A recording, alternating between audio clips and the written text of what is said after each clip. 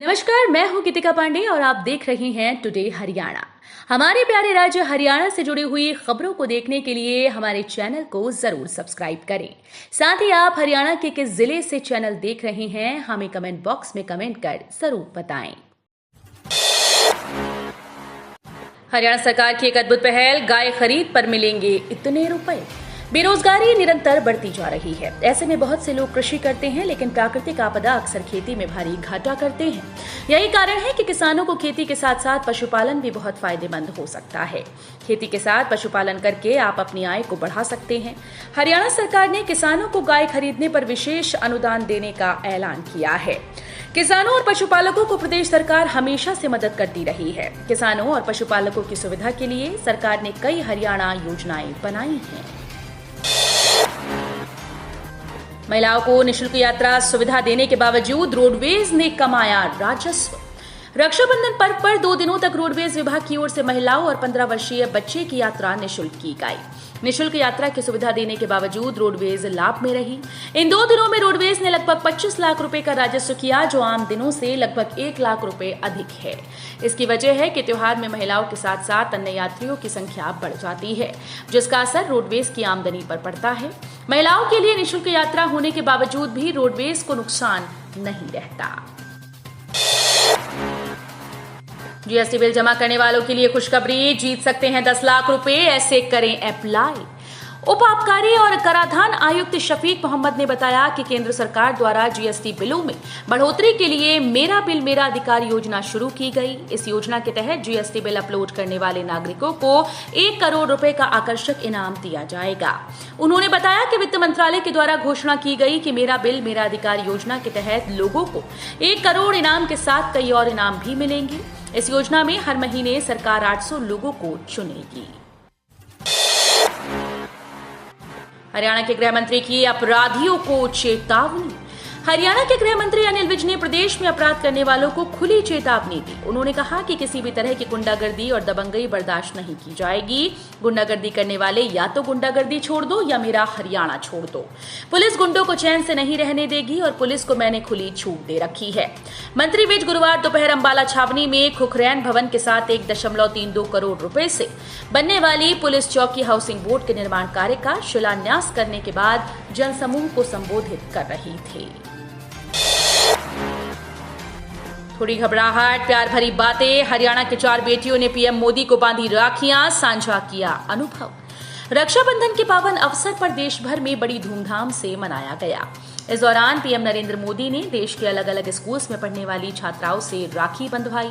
हरियाणा के छोटे से शहर गोहाना की गीता विधा मंदिर सीनियर सेकेंडरी स्कूल की 4 छात्राओं को भी पीएम नरेंद्र मोदी को राखी बांधने को लेकर निमंत्रण मिला था।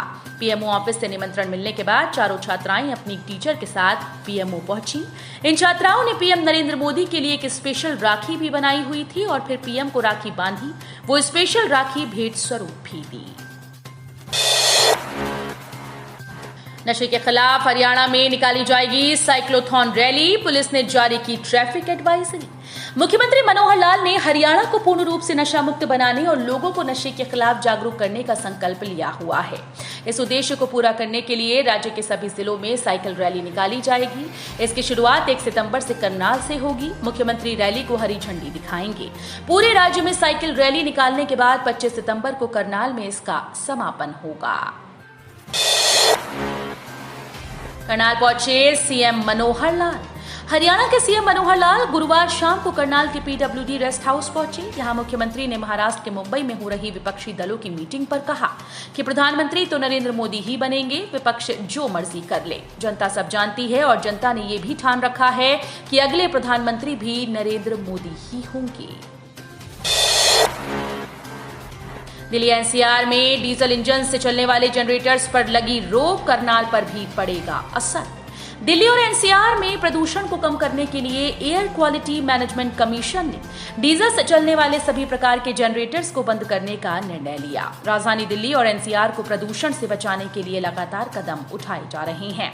वायु गुणवत्ता प्रबंधन कमीशन यानी एयर क्वालिटी मैनेजमेंट के द्वारा लिए गए फैसले का असर हरियाणा के करनाल जिले में भी देखने को मिला है। हरियाणा दौरे पर आएंगे दिल्ली के सीएम अरविंद केजरीवाल। भिवानी में 3 सितंबर को शपथ ग्रहण समारोह में होंगे शामिल।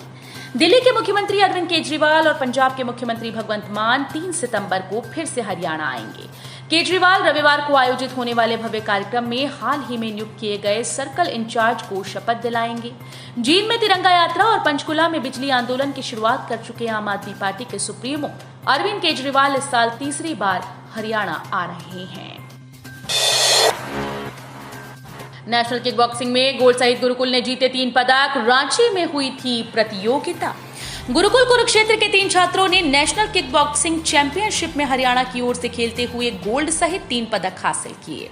रांची में हुई इस नेशनल चैंपियनशिप में देश भर के विभिन्न संस्थानों के 2000 से अधिक खिलाड़ियों ने भाग लिया।